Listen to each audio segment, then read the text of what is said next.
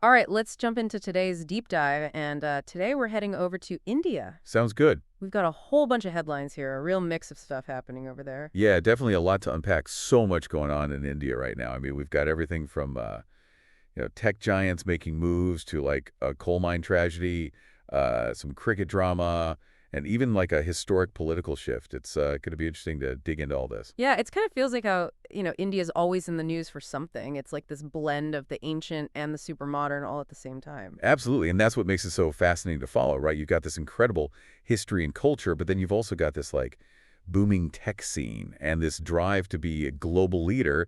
It's a really unique mix. Yeah, no kidding. Speaking of tech, let's start with Google. Looks like they're going all in on India, planning to open physical stores there. Yeah, it seems like they're taking a page from Apple's playbook. Apple's already got those fancy stores up and running in India, and they're raking it in like billions. So, Google probably sees that and thinks, hey, we can do that too. Right. But here's the thing. Google's kind of in hot water with the Indian government right now, right? They've got those antitrust cases going on, like with in-app billing and their control over the smart TV market. Yeah, exactly. It's almost like they're trying to play both sides. Like on one hand, they're investing billions in India, trying to show they're committed to the country. But then on the other hand, they're battling it out with regulators over these, potentially anti-competitive practices. It makes you wonder, what's their end game here? Are they trying to, win over consumers with these shiny new stores while they fight it out with the government behind the scenes? It's a risky strategy for sure. Yeah, totally. It's like, are they trying to build up enough goodwill to kind of offset any potential backlash from those legal issues? Maybe, maybe. It's like, hey, look at all the cool stuff we're bringing you. Don't mind those lawsuits over there. It's all good. I mean, it's a gamble for sure. India's a massive market, but it's also got this whole web of regulations that can be tricky to navigate. Oh, yeah, no doubt. It's a high-stakes game, that's for sure. It'll be interesting to see how it all plays out. For sure. Okay, now let's shift gears to something much heavier. There's the mine rescue operation in Assam. They finally, after like over a month, recovered the bodies of those 5 miners trapped in that flooded coal mine. It's just heartbreaking, Like those families waiting for weeks, hoping for a miracle, and then to get that news, it's just devastating. And it really highlights the dangers of these, what they call rat hole mines. These are basically just like narrow tunnels dug by hand, often without any real safety measures in place. It's just so risky, so dangerous. Yeah, those rat hole mines, they're notorious, right? I mean, 9 men trapped, families holding on to hope for so long, and then having to identify the bodies through DNA testing. It's a lot to process. It really makes you think about the human cost of mining, especially in places where safety regulations might not be as strict. Absolutely. It's a stark reminder that, economic progress can't come at the expense of human life. There needs to be a balance, a focus on safety and worker protections alongside the drive for, profits and development. Totally. Okay, let's move on to something a little bit lighter, but still really significant. India is really making a push in the world of artificial intelligence. Right. They're not just content with being, consumers of AI technology. They want to be leaders. They want to be at the forefront of this whole AI revolution. It's pretty ambitious. Yeah, for sure. And they're not messing around. They've launched this thing called the India AI Mission, investing over $1 billion in it. Plus, they're co-chairing the Paris AI Summit. That's a big deal. Yeah, no doubt. It shows they're serious about this. And they've got some real advantages, right? They've got this huge population that's super tech savvy, a really dynamic startup scene, and they're really pushing these public-private partnerships to drive innovation. So they've got the talent, the resources, and the drive to make this happen. Yeah, and they're really focusing on making AI accessible and affordable, which is pretty cool. It's not just about developing fancy algorithms for big corporations. They want to use AI to solve real-world problems for everyday people, which is pretty admirable. Absolutely. That's what makes India's approach so interesting. They're not just trying to replicate what's being done in Silicon Valley. They're trying to create their own path, a path that's tailored to India's unique needs and challenges. And who knows, maybe they'll end up shaping how AI is used and perceived around the world. It's a possibility. Yeah, and I think that focus on accessibility could be a game changer, especially in a country like India where there's so much diversity and so much potential. But, of course, there are challenges too, right? Oh yeah, definitely. Data security is a big one. And then there's the whole issue of bias in AI algorithms, making sure those algorithms are fair and don't discriminate against certain groups of people. Those are things they'll need to address head on. Right. Those ethical considerations are huge, and they're not unique to India. It's a global conversation that needs to be happening as AI becomes more and more integrated into our lives. Okay, let's take a quick break from the serious stuff and talk about something a little more fun. Cricket. We've got a story here about Captain Rohit Sharma, a dropped catch, and a missed hat trick. Now, for people who aren't super familiar with cricket, a dropped catch might not seem like a big deal. But in India, cricket is like a religion, right? It's a national obsession. And every night, every play is followed with this incredible intensity. So when Rohit, the captain of the Indian team, drops a catch that would have given his teammate Asar Patel a hat trick, which is like 3 wickets in a row, it's a pretty big deal. Oh yeah, the whole country probably felt that drop. And you can see it in Rohit's reaction, right? He's visibly frustrated. He immediately apologizes. It just shows the pressure these guys are under, the weight of expectations they carry. They're not just playing a game, they're representing a nation. Yeah, it's like this shared national experience, and when something like that happens, it's almost like a collective groan goes out across the country. It's like the whole nation's watching, holding their breath, and then poof, the moment's gone. It's funny, but it also speaks to the passion and the, I don't know, the almost spiritual connection people have with cricket in India. Yeah, it's definitely more than just a game. Okay, let's move on to something a bit more high-tech. Ola Electric, one of India's major players in the electric vehicle market, just launched their new Roadster X electric motorcycles, and they're claiming some pretty impressive specs, like a range of over 300 miles on a single charge. Yeah, it's a pretty slick-looking bike. But I think this launch is about more than just the bike itself. It's a statement, right? It's India saying, hey, we're not just going to be consumers of EVs. We're going to be manufacturers. We're going to be innovators in this space. Right, they're not just following the trend, they're trying to set it, which is pretty cool. And they're using some interesting tech too, like those 4680 Bharat cells in their top-end model. These are battery cells designed for efficiency and performance, and they're being made right there in India. It's a big deal, right? It shows they're serious about building a homegrown EV industry, not just relying on imported technology. And those 4680 cells, they're supposed to be pretty cutting edge, so it'll be interesting to see how they perform in real-world conditions. Yeah, it's a bold move, and it really reflects India's push towards sustainable transportation. I mean, they've got a lot of ground to cover, but this is a good step in the right direction. All right, let's shift to politics now. The BJP, India's right-leaning nationalist party, has taken control of Delhi, ending nearly 3 decades of rule by other parties. And Rekha Gupta is the new chief minister, making history as the first woman to hold the position in 27 years. This is huge, right? It's a real shakeup of the political landscape in Delhi. The BJP has been gaining momentum across India in recent years, and now they've got control of the capital, which is a major symbolic victory. It'll be really interesting to see how this impacts national politics moving forward. Yeah, it's a pretty big shift, and Gupta's facing some serious challenges right off the bat. Delhi's got major issues with air pollution, poverty, and infrastructure. And the BJP made some pretty big promises during their campaign, like improving schools, healthcare, and providing financial assistance to the poor. So the pressure's on to deliver. Oh yeah, absolutely. All eyes are going to be on them. They've got a chance to make a real difference in people's lives, but they've also got a lot to prove. If they can actually deliver on those promises, it could really solidify their hold on power.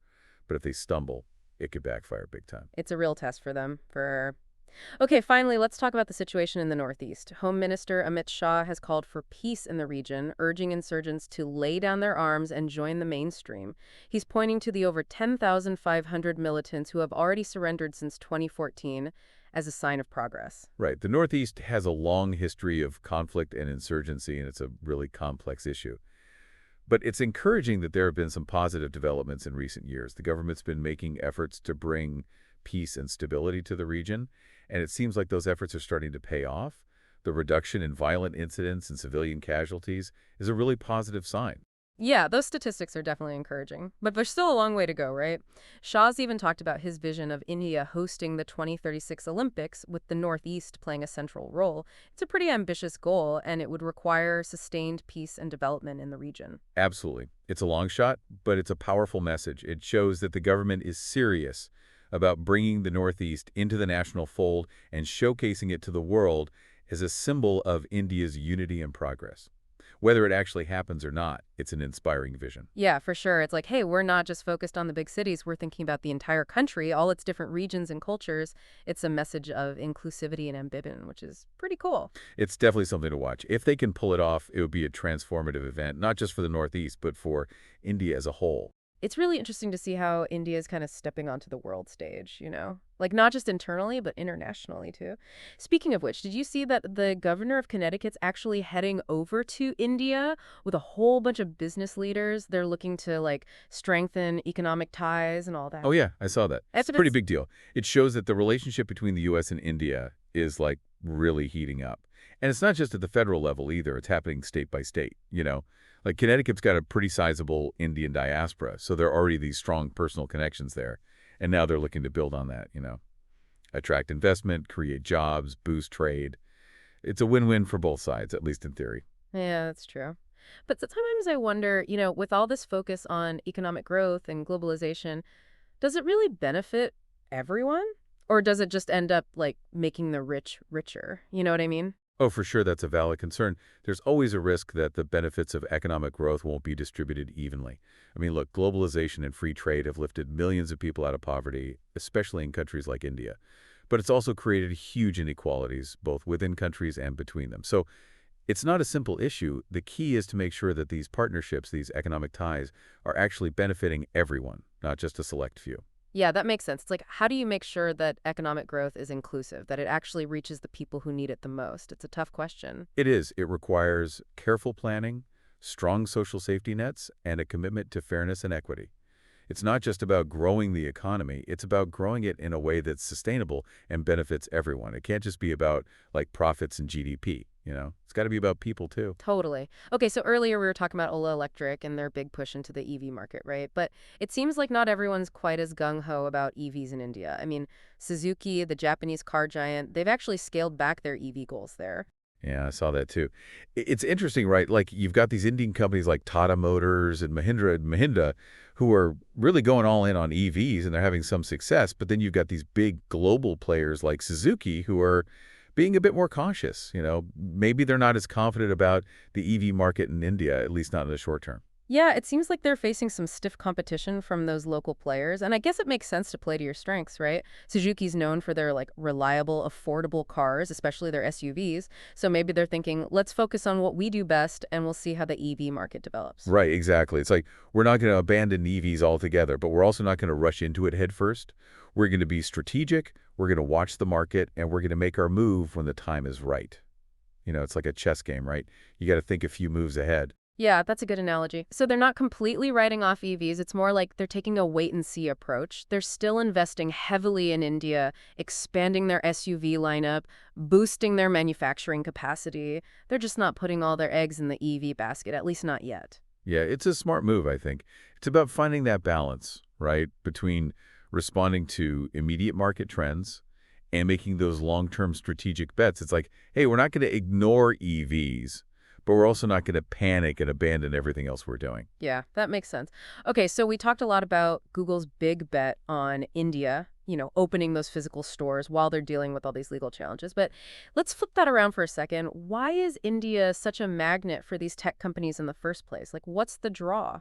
Well, I mean, it's not hard to see why, right? First off, you've got the sheer size of the market. Over 1 billion people, a rapidly growing middle class, a young population that's super tech savvy. I mean, that's a massive customer base, right? Any company would drool over that.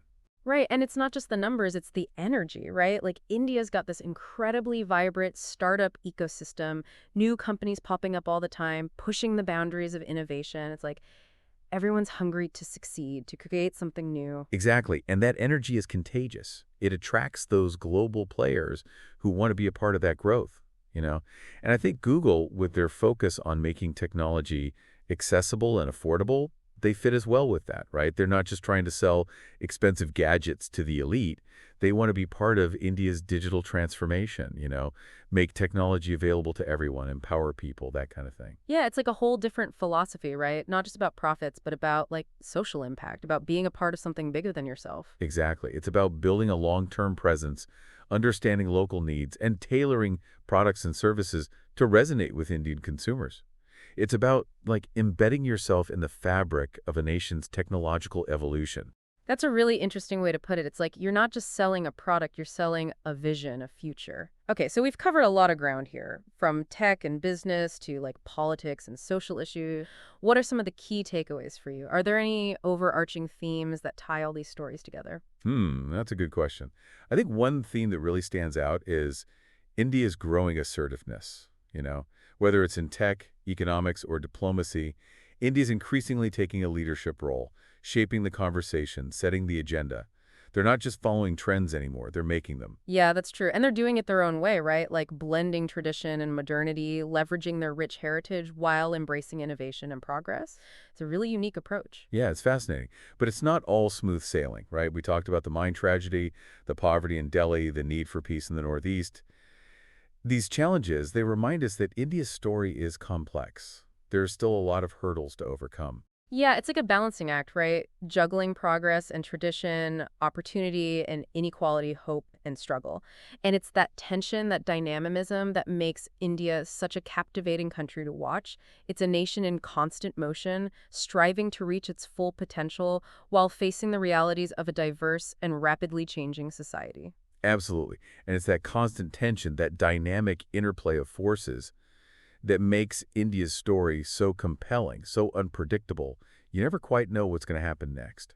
That unpredictability, it's kind of what keeps things interesting, right? Like, you never know what's going to come out of India next. We were talking earlier about those big ambitions, like Amit Shah's vision of India hosting the 2036 Olympics with the Northeast taking center stage. Yeah, that's a bold goal for sure. I mean, think about it. The world's eyes on India, athletes from every corner of the globe competing, and the Northeast, a region that's often kind of overshadowed, finally getting its moment in the spotlight. Right. It's almost like a symbolic passing of the torch, like, hey, we're not just this ancient civilization anymore. We're a modern global powerhouse, and we're ready to take on the world.